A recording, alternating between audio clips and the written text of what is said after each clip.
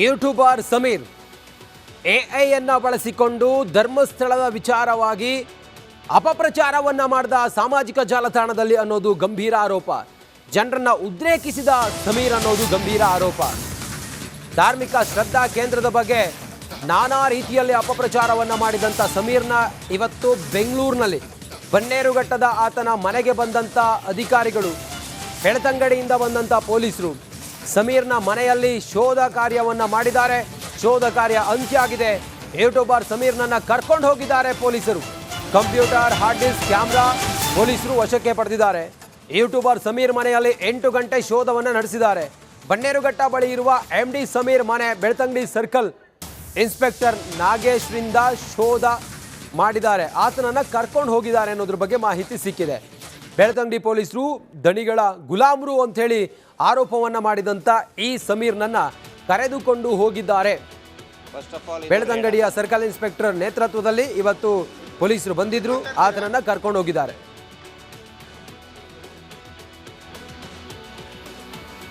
First of all ಇದು raid ಅಲ್ಲ.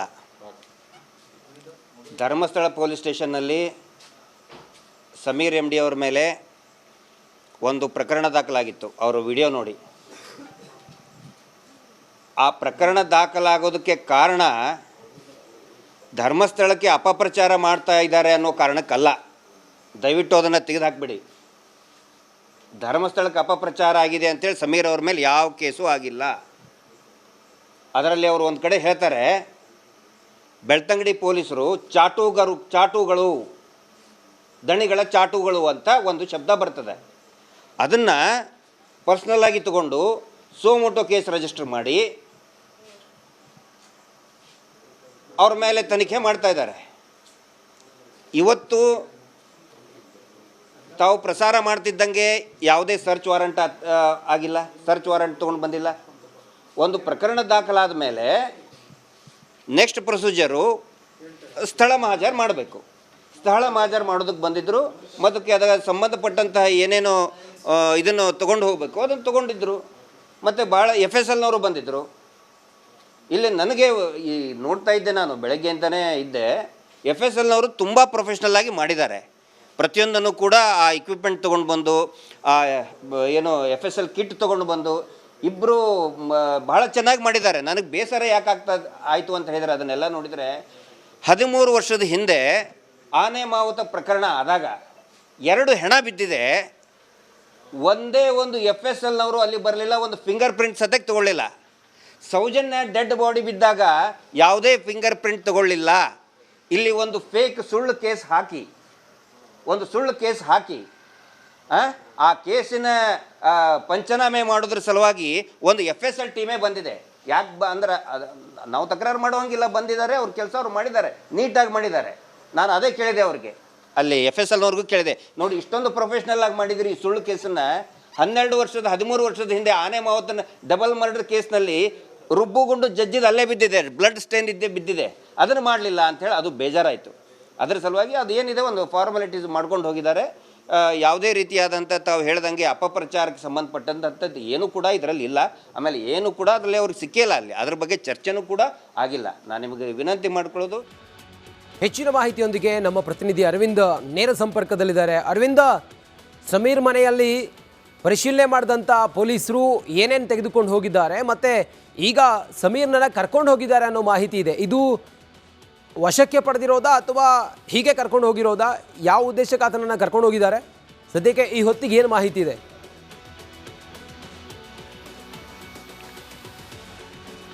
S Ranjit, ಖಂಡಿತವಾಗ್ಲೂ ಕೂಡ ಧರ್ಮಸ್ಥಳದಲ್ಲಿ ನೂರಾರು ಶವ ಹುತ್ತಿಟ್ಟಂತಹ ಪ್ರಕರಣ ಏನಿತ್ತು, ಈ ಪ್ರಕರಣ ಸಂಬಂಧಪಟ್ಟಂತೆ AI ವಿಡಿಯೋವನ್ನು ಸಮೀರ್ ಅವರು ಮಾಡಿದ್ರು.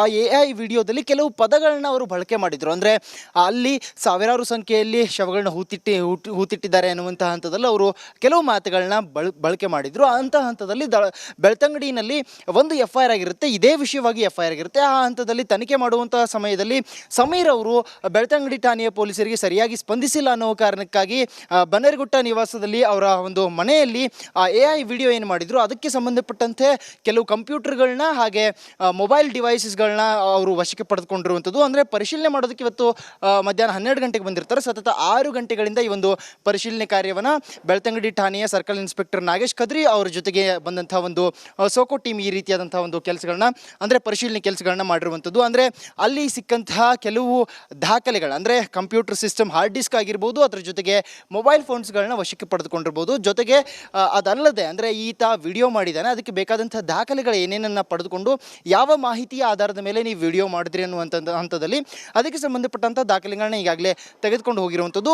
ಬಹಳ ಪ್ರಮುಖವಾಗಿ ಈ ಒಂದು ಪರಿಶೀಲನೆ ಮಾಡುವಂಥ ಸಂದರ್ಭದಲ್ಲಿ ಇದೇ ಮನೆಯಲ್ಲಿ ಮತ್ತೆ ಗಿರೀಶ್ ಮಟ್ಟನ್ ಅವರು ಹಾಜರಾಗಿದ್ದರು. ಅವ್ರು ಯಾಕೆ ಹಾಜರಾಗಿದ್ದರು ಅನ್ನುವಂಥದ್ದು ಬಗ್ಗೆ ಕೂಡ ಮಾಧ್ಯಮದ ಮುಂದೆ ಅವರು ಮಾತನಾಡೋದು. ಅಂದರೆ ಈ ರೀತಿಯಾದಂಥ ಪರಿಶೀಲನೆ ಮಾಡುವಂಥ ಸಂದರ್ಭದಲ್ಲಿ ಅಲ್ಲಿ ಪಂಚನಾಮೆ ಕೂಡ ಆಗುತ್ತೆ. ಅಂದರೆ ಸ್ಥಳ ಒಂದು ಗೌರ್ಮೆಂಟ್ ಅಫಿಷಿಯಲ್ ಆಫೀಸರ್ ಏನಿರ್ತಾರೆ, ಅಧಿಕಾರಿ ಇರ್ತಾರೆ, ಅವರ ಸಮ್ಮುಖದಲ್ಲಿ ಆ ಪಂಚನಾಮೆ ಕಾರ್ಯ ಆಗಬೇಕಾಗುತ್ತೆ. ಜೊತೆಗೆ ಆರೋಪಿ ಯಾರು ಇರ್ತಾರೆ ಅವ್ರ ಪರ ಕೂಡ ಒಬ್ಬರು ಇರಬೇಕಾಗುತ್ತೆ. ಅಂಥ ಸಂದರ್ಭದಲ್ಲಿ ನಾವು ಸಮೀರ್ ಅವರು ನನ್ನ ಸ್ನೇಹಿತ ಆಗಿರೋದ್ರಿಂದ ಹಾಗಾಗಿ ನಾನಿಲ್ಲಿ ಬಂದಿದ್ದೀನಿ ಅನ್ನುವಂಥ ಹಂತದಲ್ಲಿ ಗಿರೀಶ್ ಮಟ್ಟನ್ ಅವರು ಕೂಡ ಒಂದು ಸ್ಟೇಟ್ಮೆಂಟ್ನ ಕೊಟ್ಟಿರುವಂಥದ್ದು. ಜೊತೆಗೆ ಅವರು ಇಲ್ಲಿ ಒಂದು ಹೇಳಿಕೆಯನ್ನು ಕೊಡ್ತಾರೆ. ಅಂದರೆ ಧರ್ಮಸ್ಥಳದಲ್ಲಿ ಆಗಿರುವಂತಹ ಪ್ರಕರಣಗಳು ಏನಿದ್ದಾವೆ ಇಲ್ಲಿ ನಾವು ನೋಡ್ಬೋದು ಒಂದು ಸುಳ್ಳು ಕೇಸ್ ಇದು. ಅಂದರೆ AI ವಿಡಿಯೋ ಮಾಡಿದಂಥ ಸಂದರ್ಭದಲ್ಲಿ ಕೆಲವು ಮಾತುಗಳನ್ನ ಇವರು ಆಡಿರ್ತಾರೆ. ಆ ಹಂತದಲ್ಲಿ ಈ ಒಂದು ಪ್ರಕರಣ ದಾಖಲಾಗಿರುತ್ತೆ. ಅದಕ್ಕೆ ಸಂಬಂಧಪಟ್ಟಂತೆ ಪರಿಶೀಲನೆ ಕೂಡ ಇಲ್ಲಿ ನಡೆದಿರುವಂಥದ್ದು. ಆದರೆ ಇದೇ ಬೆಳ್ತಂಗಡಿ ಪೊಲೀಸರು ಈ ಹಿಂದೆ ನಡೆದಂತಹ ಸೌಜನ್ಯ ಕೇಸ್ ಆಗಿರ್ಬೋದು ಅಥವಾ ಆನೆ ಮಾವುತನ ಒಂದು ಮರ್ಡರ್ ಕೇಸ್ ಏನಿತ್ತು ಅಲ್ಲಿ ಈ ರೀತಿಯಾದಂಥ ಪರಿಶೀಲನೆಯನ್ನು ಮಾಡಿಲ್ಲ, FSL ಅಧಿಕಾರಿಗಳು ಸರಿಯಾಗಿ ಅಲ್ಲಿ ತನಿಖೆ ಮಾಡಿರಲಿಲ್ಲ ಅನ್ನುವಂಥ ಒಂದು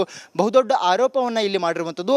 ಹಾಗಾಗಿ ಅದಾದ ಬಳಿಕ ಆದಂಥ ಈ ಒಂದು ಸುಳ್ಳು ಕೇಸ್ ಏನಿದೆ ಇಲ್ಲಿ ಬಹಳಷ್ಟು ನಿಖರವಾಗಿ ಹಾಗೆ ಕಾನೂನಾತ್ಮಕವಾಗಿ ಅವರು ಒಂದು ಪರಿಶೀಲನೆಯನ್ನು ಮಾಡಿದ್ದಾರೆ ಅನ್ನುವಂಥ ಸ್ಟೇಟ್ಮೆಂಟ್ನ ಗಿರೀಶ್ ಮಠನ್ ಅವರು ಕೊಟ್ಟಿರುವಂಥದ್ದು. ಕಾನೂನು ಮುಖಾಂತರ ನಾವು ಹೋರಾಟ ಮಾಡ್ತೀವಿ, ಜೊತೆಗೆ ಅವ್ರಿಗೂ ಕೂಡ ನಾವು ಸ್ಪಂದಿಸಿದ್ದೀವಿ. ಜೊತೆಗೆ ಆ ಒಂದು ಸಹಕಾರ ಏನಿರುತ್ತೆ ಆರೋಪಿ ಸಮೀರ್ ಅವರಾಗಿರ್ಬೋದು, ಗಿರೀಶ್ ಮಟ್ಟನ್ ಅವರ ಆಗಿರ್ಬೋದು, ಈ ಪರಿಶೀಲನೆ ಮಾಡುವಂಥ ಸಂದರ್ಭದಲ್ಲಿ ಸಹಕಾರ ನೀಡಿದ್ದೀವಿ ಅನ್ನುವಂಥ ಮಾತನ್ನು ಗಿರೀಶ್ ಮಟ್ಟನ್ ಅವರು ಹೇಳಿರುವಂಥದ್ದು. ಮತ್ತೊಂದು ಕಡೆ ಸಮೀರ್ ಅವ್ರನ್ನ ಅರೆಸ್ಟ್ ಮಾಡ್ತಾರ ಅನ್ನುವಂಥ ಪ್ರಶ್ನೆ ವ್ಯಾಪಕವಾಗಿ ಚರ್ಚೆ ಕೂಡ ಆಗ್ತಾ ಇತ್ತು. ಆ ಹಂತದಲ್ಲಿ ಅಂದರೆ ಈ ಒಂದು AI ವಿಡಿಯೋ ಸಂಬಂಧಪಟ್ಟಂತೆ ಮಾತುಗಳನ್ನ ಮಾತನಾಡಿದ್ರು. ಜೊತೆಗೆ ಬೆಳ್ತಂಗಡಿ ಪೊಲೀಸರಿಗೆ ಅವರು ಸರಿಯಾಗಿ ಸಹಕರಿಸಿರಲಿಲ್ಲ. ಆ ಹಂತದಲ್ಲಿ ಒಂದು ಸ್ಟೇ ಆರ್ಡರ್ನ ಒಂದು ಸರ್ಚ್ ವಾರೆಂಟ್ನ ತಂದು ಇಲ್ಲಿ ಒಂದು ಪರಿಶೀಲನೆಯನ್ನು ಮಾಡ್ತಾ ಇದ್ರು ಅನ್ನುವಂಥ ಆರೋಪ ಬಂದಿತ್ತು. ಈಗ ಗಿರೀಶ್ ಮಟ್ಟನ್ ಅವರು ಹೇಳಿರುವಂಥದ್ದು ನಾವು ಸಹಕಾರ ನೀಡಿದ್ದೀವಿ, ಅದೆಲ್ಲವೂ ಕೂಡ ಆಗಿದೆ ಅನ್ನುವಂಥ ಹಂತದಲ್ಲಿ. ಮತ್ತೊಂದು ಭಾಗದಲ್ಲಿ ಸಮೀರ್ ಆಗಿರ್ಬೋದು ಜೊತೆಗೆ ಗಿರೀಶ್ ಮಟ್ಟನ್ ಅವರಾಗಿರ್ಬೋದು ಅವರ ವೈಯಕ್ತಿಕ ಕಾರ್ನಲ್ಲಿ ಈ ಮನೆಯಿಂದ ತೆರಳಿರುವಂಥದ್ದು. ಅವರು ಬೇರೆ ಕಡೆಗೆ ಹೋಗಿದ್ದಾರೆ. ಬಹುಶಃ ಈ SIT ತನಿಖೆ ಇನ್ನೂ ಮುಂದುವರೆದಿರುವಂಥದ್ದಲ್ಲ, ಅವರೇನಾದರೂ ಧರ್ಮಸ್ಥಳಕ್ಕೆ ಹೋದ್ರೆ ಅಥವಾ ಬೇರೆ ಕಡೆ ಎಲ್ಲಾದರೂ ಹೋದ್ರೆ ಅನ್ನುವಂಥದ್ದು ಪ್ರಶ್ನೆಯಾಗಿ ಉಳಿದಿರುವಂಥದ್ದು. ಒಟ್ಟಾರೆಯಾಗಿ ಬೆಳ್ತಂಗಡಿ ಪೊಲೀಸರು ಕೆಲವು ಡಿವೈಸಸ್ಗಳನ್ನ ಅದರಲ್ಲೂ ಪ್ರಮುಖವಾಗಿ ಆ ಕಂಪ್ಯೂಟರ್ ಹಾರ್ಡ್ ಡಿಸ್ಕ್ ಏನಿದೆ ಅದನ್ನು ಜೊತೆಗೆ ಆ ಒಂದು ಸಮೀರ್ ಅವರ 2 ಮೊಬೈಲ್ಗಳೇನಿದ್ವು ಅವುಗಳಿಗೆ ಸಂಬಂಧಪಟ್ಟಂಥ ಆ ದಾಖಲೆಗಳನ್ನ ಜೊತೆಗೆ ಹಾರ್ಡ್ ಡಿಸ್ಕ್ಗಳನ್ನ ಟೆಕ್ನಿಕಲ್ ಎವಿಡೆನ್ಸ್ ಆಗಿ ಮಾಡಿಕೊಂಡು ಆ ಒಂದು ಕೆಲಸಗಳನ್ನ ಪರಿಶೀಲನೆಯನ್ನು ಮುಕ್ತಾಯಗೊಳಿಸಿ ಇಲ್ಲಿಂದ ತೆರಳಿರುವಂಥದ್ದು. ರಂಜಿತ್. ಓಕೆ, ಥ್ಯಾಂಕ್ ಯು ನಿಮ್ಮೆಲ್ಲ ಮಾಹಿತಿಗಾಗಿ ಅರವಿಂದ್. ಯೂಟ್ಯೂಬರ್ ಸಮೀರ್ AI ಬಳಸಿಕೊಂಡು ಧರ್ಮಸ್ಥಳದ ವಿಚಾರವಾಗಿ ಅಪಪ್ರಚಾರವನ್ನು ಮಾಡಿದ ಸಾಮಾಜಿಕ ಜಾಲತಾಣದಲ್ಲಿ ಅನ್ನೋದು ಗಂಭೀರ ಆರೋಪ. ಜನರನ್ನ ಉದ್ರೇಕಿಸಿದ ಸಮೀರ್ ಅನ್ನೋದು ಗಂಭೀರ ಆರೋಪ. ಧಾರ್ಮಿಕ ಶ್ರದ್ಧಾ ಕೇಂದ್ರದ ಬಗ್ಗೆ ನಾನಾ ರೀತಿಯಲ್ಲಿ ಅಪಪ್ರಚಾರವನ್ನು ಮಾಡಿದಂಥ ಸಮೀರ್ನ ಇವತ್ತು ಬೆಂಗಳೂರಿನಲ್ಲಿ ಬನ್ನೇರುಘಟ್ಟದ ಆತನ ಮನೆಗೆ ಬಂದಂಥ ಅಧಿಕಾರಿಗಳು, ಬೆಳ್ತಂಗಡಿಯಿಂದ ಬಂದಂಥ ಪೊಲೀಸರು ಸಮೀರ್ನ ಮನೆಯಲ್ಲಿ ಶೋಧ ಕಾರ್ಯವನ್ನು ಮಾಡಿದ್ದಾರೆ. ಶೋಧ ಕಾರ್ಯ ಅಂತ್ಯ ಆಗಿದೆ. ಯೂಟ್ಯೂಬರ್ ಸಮೀರ್ನನ್ನು ಕರ್ಕೊಂಡು ಹೋಗಿದ್ದಾರೆ ಪೊಲೀಸರು. ಕಂಪ್ಯೂಟರ್, ಹಾರ್ಡ್ ಡಿಸ್ಕ್, ಕ್ಯಾಮ್ರಾ ಪೊಲೀಸರು ವಶಕ್ಕೆ ಪಡೆದಿದ್ದಾರೆ. ಯೂಟ್ಯೂಬರ್ ಸಮೀರ್ ಮನೆಯಲ್ಲಿ 8 ಗಂಟೆ ಶೋಧವನ್ನು ನಡೆಸಿದ್ದಾರೆ. ಬನ್ನೇರುಘಟ್ಟ ಬಳಿ ಇರುವ MD ಸಮೀರ್ ಮನೆ ಬೆಳ್ತಂಗಡಿ ಸರ್ಕಲ್ ಇನ್ಸ್ಪೆಕ್ಟರ್ ನಾಗೇಶ್ರಿಂದ ಶೋಧ ಮಾಡಿದ್ದಾರೆ. ಆತನನ್ನು ಕರ್ಕೊಂಡು ಹೋಗಿದ್ದಾರೆ ಅನ್ನೋದ್ರ ಬಗ್ಗೆ ಮಾಹಿತಿ ಸಿಕ್ಕಿದೆ. ಬೆಳ್ತಂಗಡಿ ಪೊಲೀಸರು ದಣಿಗಳ ಗುಲಾಮರು ಅಂಥೇಳಿ ಆರೋಪವನ್ನು ಮಾಡಿದಂಥ ಈ ಸಮೀರ್ನನ್ನು ಕರೆದುಕೊಂಡು ಹೋಗಿದ್ದಾರೆ. ಬೆಳ್ತಂಗಡಿಯ ಸರ್ಕಲ್ ಇನ್ಸ್ಪೆಕ್ಟರ್ ನೇತೃತ್ವದಲ್ಲಿ ಇವತ್ತು ಪೊಲೀಸರು ಬಂದಿದ್ರು, ಆತನನ್ನು ಕರ್ಕೊಂಡು ಹೋಗಿದ್ದಾರೆ.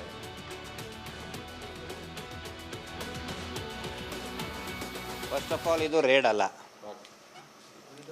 ಧರ್ಮಸ್ಥಳ ಪೊಲೀಸ್ ಸ್ಟೇಷನ್ನಲ್ಲಿ ಸಮೀರ್ MD ಅವ್ರ ಮೇಲೆ ಒಂದು ಪ್ರಕರಣ ದಾಖಲಾಗಿತ್ತು. ಅವರು ವಿಡಿಯೋ ನೋಡಿ ಆ ಪ್ರಕರಣ ದಾಖಲಾಗೋದಕ್ಕೆ ಕಾರಣ ಧರ್ಮಸ್ಥಳಕ್ಕೆ ಅಪಪ್ರಚಾರ ಮಾಡ್ತಾ ಇದ್ದಾರೆ ಅನ್ನೋ ಕಾರಣಕ್ಕಲ್ಲ.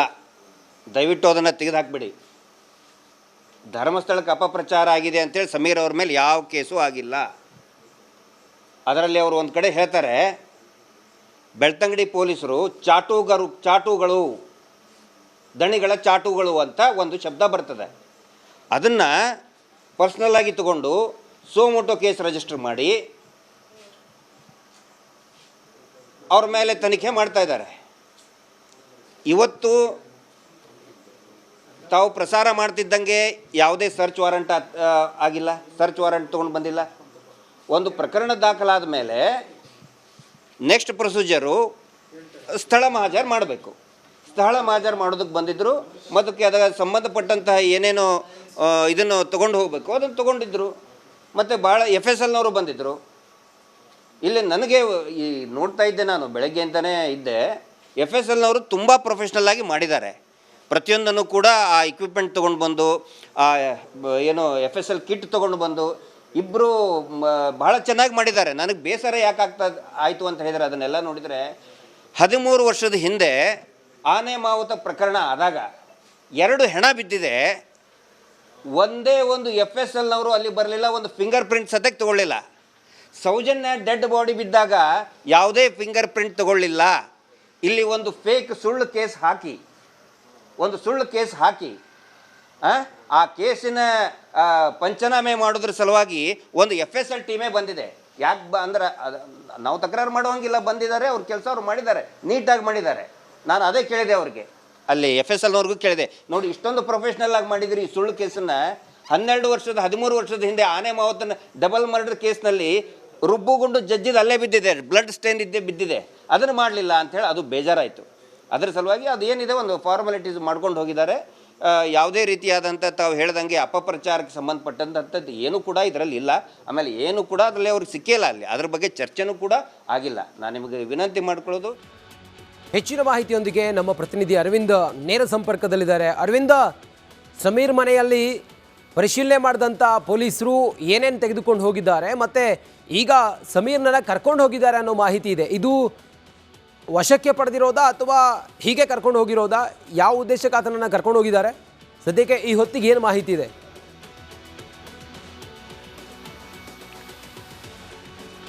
ಎಸ್ ರಂಜಿತ್, ಖಂಡಿತವಾಗ್ಲೂ ಕೂಡ ಧರ್ಮಸ್ಥಳದಲ್ಲಿ ನೂರಾರು ಶವ ಹುತ್ತಿಟ್ಟಂತಹ ಪ್ರಕರಣ ಏನಿತ್ತು, ಈ ಪ್ರಕರಣ ಸಂಬಂಧಪಟ್ಟಂತೆ AI ವಿಡಿಯೋವನ್ನು ಸಮೀರ್ ಅವರು ಮಾಡಿದ್ರು. ಆ AI ವಿಡಿಯೋದಲ್ಲಿ ಕೆಲವು ಪದಗಳನ್ನ ಅವರು ಬಳಕೆ ಮಾಡಿದ್ರು. ಅಂದರೆ ಅಲ್ಲಿ ಸಾವಿರಾರು ಸಂಖ್ಯೆಯಲ್ಲಿ ಶವಗಳನ್ನ ಹೂತಿಟ್ಟಿದ್ದಾರೆ ಅನ್ನುವಂತಹ ಹಂತದಲ್ಲಿ ಅವರು ಕೆಲವು ಮಾತುಗಳನ್ನ ಬಳಕೆ ಮಾಡಿದ್ರು. ಅಂಥ ಹಂತದಲ್ಲಿ ಬೆಳ್ತಂಗಡಿನಲ್ಲಿ ಒಂದು FIR ಆಗಿರುತ್ತೆ, ಇದೇ ವಿಷಯವಾಗಿ FIR ಆಗಿರುತ್ತೆ. ಆ ಹಂತದಲ್ಲಿ ತನಿಖೆ ಮಾಡುವಂತಹ ಸಮಯದಲ್ಲಿ ಸಮೀರ್ ಅವರು ಬೆಳ್ತಂಗಡಿ ಠಾಣೆಯ ಪೊಲೀಸರಿಗೆ ಸರಿಯಾಗಿ ಸ್ಪಂದಿಸಿಲ್ಲ ಅನ್ನೋ ಕಾರಣಕ್ಕಾಗಿ ಬನ್ನೇರುಘಟ್ಟ ನಿವಾಸದಲ್ಲಿ ಅವರ ಒಂದು ಮನೆಯಲ್ಲಿ AI ವಿಡಿಯೋ ಏನು ಮಾಡಿದ್ರು ಅದಕ್ಕೆ ಸಂಬಂಧಪಟ್ಟಂತೆ ಕೆಲವು ಕಂಪ್ಯೂಟರ್ಗಳನ್ನ ಹಾಗೆ ಮೊಬೈಲ್ ಡಿವೈಸಸ್ಗಳನ್ನ ಅವರು ವಶಕ್ಕೆ ಪಡೆದುಕೊಂಡಿರುವಂಥದ್ದು. ಅಂದರೆ ಪರಿಶೀಲನೆ ಮಾಡೋದಕ್ಕೆ ಇವತ್ತು ಮಧ್ಯಾಹ್ನ 12 ಗಂಟೆಗೆ ಬಂದಿರ್ತಾರೆ. ಸತತ 6 ಗಂಟೆಗಳಿಂದ ಈ ಒಂದು ಪರಿಶೀಲನೆ ಕಾರ್ಯವನ್ನು ಬೆಳ್ತಂಗಡಿ ಠಾಣೆಯ ಸರ್ಕಲ್ ಇನ್ಸ್ಪೆಕ್ಟರ್ ನಾಗೇಶ್ ಕದ್ರಿ ಅವರ ಜೊತೆಗೆ ಬಂದಂಥ ಒಂದು ಸೋಕೋ ಟೀಮ್ ಈ ರೀತಿಯಾದಂಥ ಒಂದು ಕೆಲಸಗಳನ್ನ ಅಂದರೆ ಪರಿಶೀಲನೆ ಕೆಲಸಗಳನ್ನ ಮಾಡಿರುವಂಥದ್ದು. ಅಂದರೆ ಅಲ್ಲಿ ಸಿಕ್ಕಂತಹ ಕೆಲವು ದಾಖಲೆಗಳು ಅಂದರೆ ಕಂಪ್ಯೂಟರ್ ಸಿಸ್ಟಮ್, ಹಾರ್ಡ್ ಡಿಸ್ಕ್ ಆಗಿರ್ಬೋದು, ಅದರ ಜೊತೆಗೆ ಮೊಬೈಲ್ ಫೋನ್ಸ್ಗಳನ್ನ ವಶಕ್ಕೆ ಪಡೆದುಕೊಂಡಿರ್ಬೋದು. ಜೊತೆಗೆ ಅದಲ್ಲದೆ ಅಂದರೆ ಈತ ವಿಡಿಯೋ ಮಾಡಿದ್ದಾನೆ, ಅದಕ್ಕೆ ಬೇಕಾದಂಥ ದಾಖಲೆಗಳು ಏನೇನನ್ನು ಪಡೆದುಕೊಂಡು ಯಾವ ಮಾಹಿತಿಯ ಆಧಾರದ ಮೇಲೆ ನೀವು ವಿಡಿಯೋ ಮಾಡಿದ್ರಿ ಅನ್ನುವಂಥ ಹಂತದಲ್ಲಿ ಅದಕ್ಕೆ ಸಂಬಂಧಪಟ್ಟಂಥ ದಾಖಲೆಗಳನ್ನ ಈಗಾಗಲೇ ತೆಗೆದುಕೊಂಡು ಹೋಗಿರುವಂಥದ್ದು.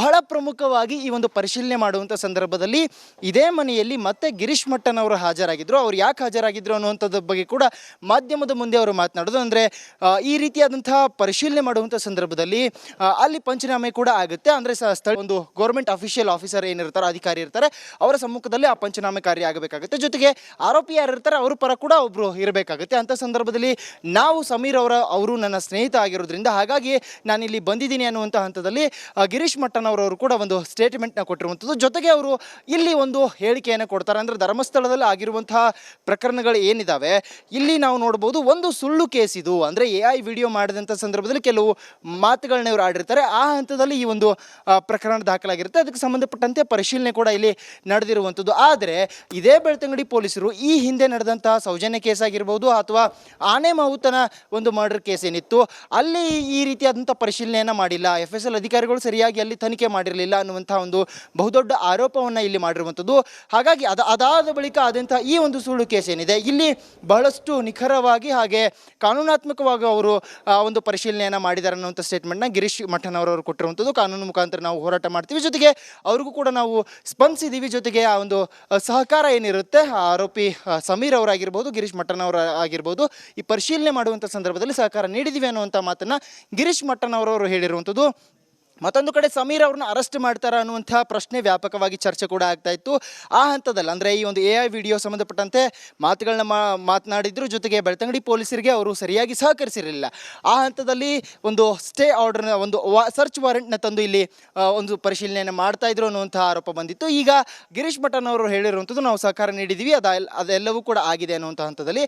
ಮತ್ತೊಂದು ಭಾಗದಲ್ಲಿ ಸಮೀರ್ ಆಗಿರ್ಬೋದು, ಜೊತೆಗೆ ಗಿರೀಶ್ ಮಟ್ಟನ್ ಅವರಾಗಿರ್ಬೋದು, ಅವರ ವೈಯಕ್ತಿಕ ಕಾರ್ನಲ್ಲಿ ಈ ಮನೆಯಿಂದ ತೆರಳಿರುವಂಥದ್ದು. ಅವರು ಬೇರೆ ಕಡೆಗೆ ಹೋಗಿದ್ದಾರೆ. ಬಹುಶಃ ಈ SIT ತನಿಖೆ ಇನ್ನೂ ಮುಂದುವರೆದಿರುವಂಥದ್ದಲ್ಲ, ಅವರೇನಾದರೂ ಧರ್ಮಸ್ಥಳಕ್ಕೆ ಹೋದ್ರೆ ಅಥವಾ ಬೇರೆ ಕಡೆ ಎಲ್ಲಾದರೂ ಹೋದ್ರೆ ಅನ್ನುವಂಥದ್ದು ಪ್ರಶ್ನೆಯಾಗಿ ಉಳಿದಿರುವಂಥದ್ದು. ಒಟ್ಟಾರೆಯಾಗಿ ಬೆಳ್ತಂಗಡಿ ಪೊಲೀಸರು ಕೆಲವು ಡಿವೈಸಸ್ಗಳನ್ನ, ಅದರಲ್ಲೂ ಪ್ರಮುಖವಾಗಿ ಆ ಕಂಪ್ಯೂಟರ್ ಹಾರ್ಡ್ ಡಿಸ್ಕ್ ಏನಿದೆ ಅದನ್ನು, ಜೊತೆಗೆ ಆ ಒಂದು ಸಮೀರ್ ಅವರ 2 ಮೊಬೈಲ್ಗಳೇನಿದ್ವು ಅವುಗಳಿಗೆ ಸಂಬಂಧಪಟ್ಟಂಥ ಆ ದಾಖಲೆಗಳನ್ನ, ಜೊತೆಗೆ ಹಾರ್ಡ್ ಡಿಸ್ಕ್ಗಳನ್ನ ಟೆಕ್ನಿಕಲ್ ಎವಿಡೆನ್ಸ್ ಆಗಿ ಮಾಡಿಕೊಂಡು ಆ ಒಂದು ಕೆಲಸಗಳನ್ನ ಪರಿಶೀಲನೆಯನ್ನು ಮುಕ್ತಾಯಗೊಳಿಸಿ ಇಲ್ಲಿಂದ ತೆರಳಿರುವಂಥದ್ದು. ರಂಜಿತ್.